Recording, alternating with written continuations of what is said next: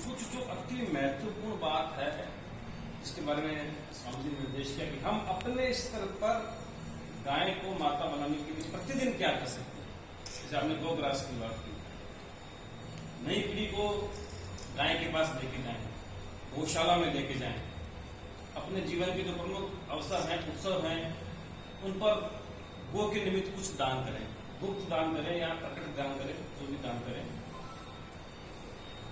शास्त्र का निर्देश दे रहा है, शास्त्र कह रहा है कि इस ब्रह्मांड को, गाय ने कहा ब्रह्मांड, इस ब्रह्मांड को चलाने वाली 33 शक्तियां हैं। उन 33 शक्तियों से किसी भी व्यक्ति को, किसी भी परिवार को, संस्था को, राष्ट्र को, विश्व को यदि उनसे कुछ लेना है, उनसे कुछ दिव्य लेना है, ऐसी दिव्यता जो कभी खत्म नहीं हो सकती, वो अगर प्राप्त करनी है तो उसके लिए गाय को माता मानना अनिवार्य है। इसका क्या मतलब हुआ? इसका मतलब हुआ यदि हम घर के अंदर जो यज्ञ हो रहे हैं, हवन हो रहे हैं, उसके अंदर पंचगव्य गाय से निर्मित हो, यदि भैंस का दूध, उससे बना घी, और उस पंचगव्य को हमने अगर उसमें डाल दिया, चाहे आहुति बलि वेदों की दी है, चाहे वो करने वाला पंडित है, पंडित भी चरित्रवान है, भाव से सब कुछ कर रहा है, लेकिन एक दूषित अंश आ गया, गाय की जगह भैंस का आ गया, अन्य प्राणी का आ गया, तो वो सारी की सारी जो कॉस्मिक सिस्टम है, कॉस्मिक इंटेलेक्ट उसके अंदर वो हट जाएगा। इतनी बड़ी बात कहती शास्त्र में। इसीलिए जैसे आपने कहा कि गाय केवल एक पशु नहीं है, मनुष्य जो पशु है, गाय केवल एक प्राणी नहीं है, गाय एक दिव्य प्राणी कह सकते हैं, एक दिव्य धरोहर कह सकते हैं। दिव्य का मतलब जिसका अपना कोई स्वार्थ नहीं होता, हम पहले स्वयं दिव्य बने, जिसका अपना कोई अहंकार नहीं होता, हम पहले ऐसे निरहंकारी मनुष्य बने, तब हम गाय को पहचान पाएंगे। इससे बड़ी बात क्या है, मैं मुद्दे के ऊपर बोलूंगा कि आज से ठीक 5240 वर्ष पूर्व, मान लीजिए सबका अपना पूरा वहां पहुंच गए हम, पृथ्वी पर कितनी गायें थी? करोड़ों गायें थी, ठीक है। भगवान कृष्ण के समय एक भी बूचड़ खाना नहीं था, ना यांत्रिक ना दूसरा, और ना कोई विधर्मी था, मुसलमान समाज का कोई व्यक्ति पृथ्वी पर नहीं था, ठीक है। ज्यादातर परिवारों के अंदर देव भाषा में बातचीत होती थी, संस्कृत में। सर्व होना चाहिए, वो तो घर घर सर्व होना चाहिए। उसके बावजूद भी क्या हुआ, द्रौपदी से पूछा क्या हुआ, हम तो द्रौपदी मानो, उसके बावजूद भी मातृशक्ति को समझने में भूल हुई। तब एक प्रश्न उठता है कि उस वक्त की गायें, उन्होंने विरोध क्यों नहीं किया, उन्होंने द्रौपदी को क्यों नहीं बचाया, इसलिए बाद में बचाया।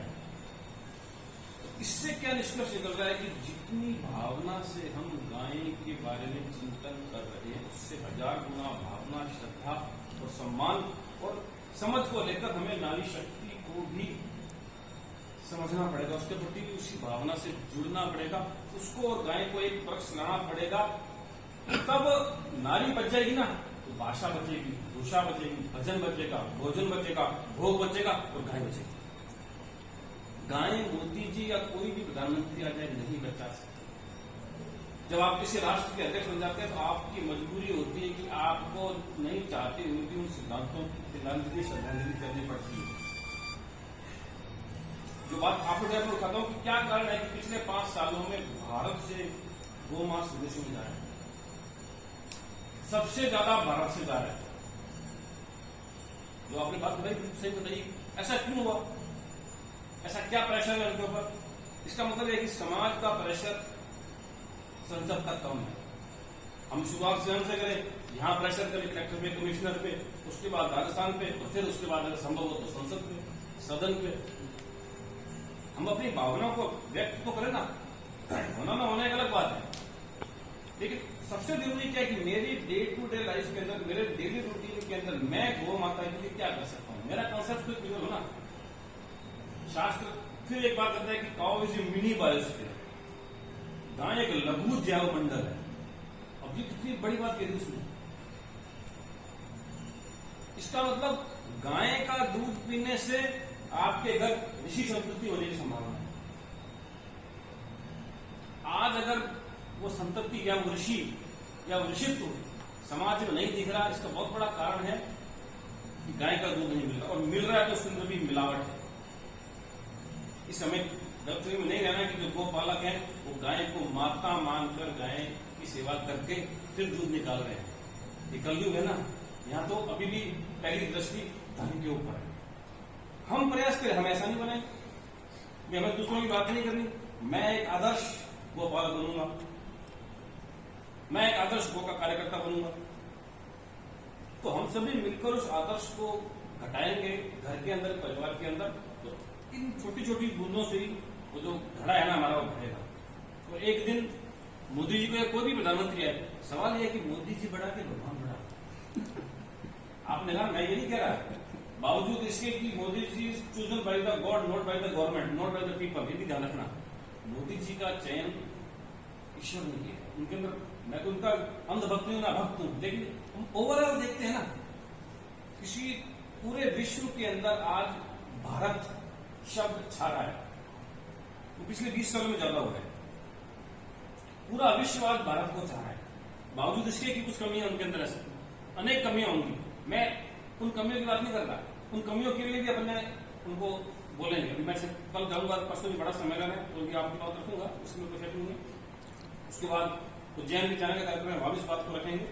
लेकिन अपने को एक तो मतलब नेगेटिव नहीं सोचना कि कुछ नहीं हो सकता, कि मोदी जी कुछ नहीं करे। हमें मोदी जी की आवश्यकता है भी और नहीं भी है। मोदी जी को हमने ही बनाया ना, किसी प्रधानमंत्री कौन बनेगा, जनता ही तो बनाएगी।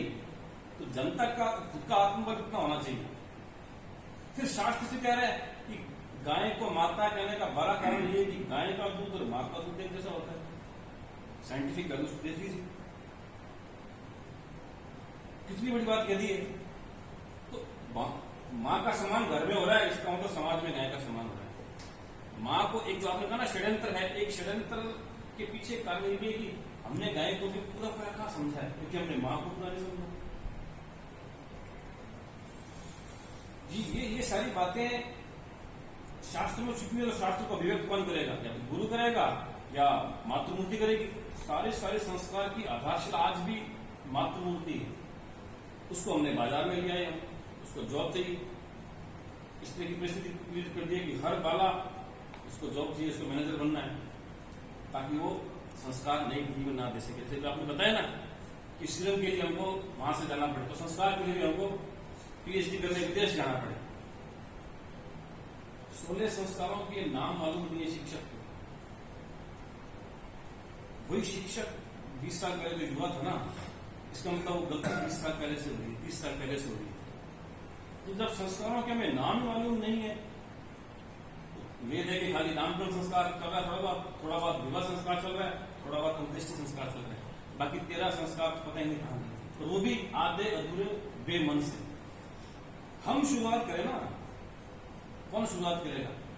और इस पृथ्वी में हम कोई भी एक काम, इतना सा काम भी कोई भी व्यक्ति अपने स्वार्थ को छोड़कर, अपने अहंकार को छोड़कर इतना सा काम भी करता है ना, एंटायर कॉस्मोस उसको आशीर्वाद देता है। वो भगवान उसके भाल का चुम्बन लेता है। हमने भगवान को तमाशा मान लिया, भगवान को मंदिर में कैद कर दिया, कुछ पुष्पों में कैद कर दिया, जो कण कण के अंदर है, जो क्षण क्षण के अंदर है, जो घट घट के अंदर है। तो हमें फिर किस पे विश्वास है? भाई स्वयं पर विश्वास हो ना, वो तो मदद करने के लिए तैयार बैठा है। वो सिर्फ यूं करेगा और पूरी सृष्टि शांत हो जाएगी। आपकी चिंता है ना, उस चिंता का निवारण ये है कि ये सारा जो अंधेरा है ना, फ्रैक्शन ऑफ सेकंड के अंदर शांत हो जाएगा, क्योंकि उसने इस सृष्टि का निर्माण भी चुटकी बजाई, सृष्टि खड़ी होगी। जी जी, नहीं आपको सबको पूरा अधिकार है। ये सब बच्चे ना, जी जी, इनको सबको नमन करता हूँ, लेकिन ये स्वार्थी बहुत, किस लिए छह मानसन बोचो का लग रहा।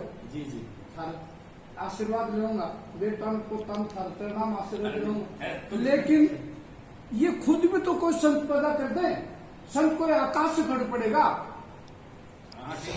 आप भी तो बाबा जी के माता पिता हो, आप भी तो संकल्प करके आशीर्वाद लेके, मैं भी कोई एक ऐसी संतान पैदा करूं जो संत बने। समझे? नहीं। आप अपना धार करो, बोलते हो उसमें पैर जरूर। इन सबसे निवेदन है तो एक ऐसी संस्कारी संतान पैदा करे। इतनी कंजूसी क्यों बनते हो आप? एक संतान जैसे स्वामी जी बैठे, अपने गांवों के अंदर प्रत्येक गांव में एक साधु की पोस्ट चाहिए। आप सब उसको स्वीकार करते हो, उनके चरणों में आशीर्वाद लेने के लिए जाते भी हो, भाव भी है, तो फिर ऐसी संपत्ति भी तो कोई करो। सभी गवर्नमेंट सर्विस के लिए भागा दौड़ी कर रहे। स्वामी जी आज को पेपर था, उसमें लाइन लग रही। विडंबना है ना, उसमें मातृशक्ति को धोख दिया ना, देखो ना। वो मुश्किल होती है।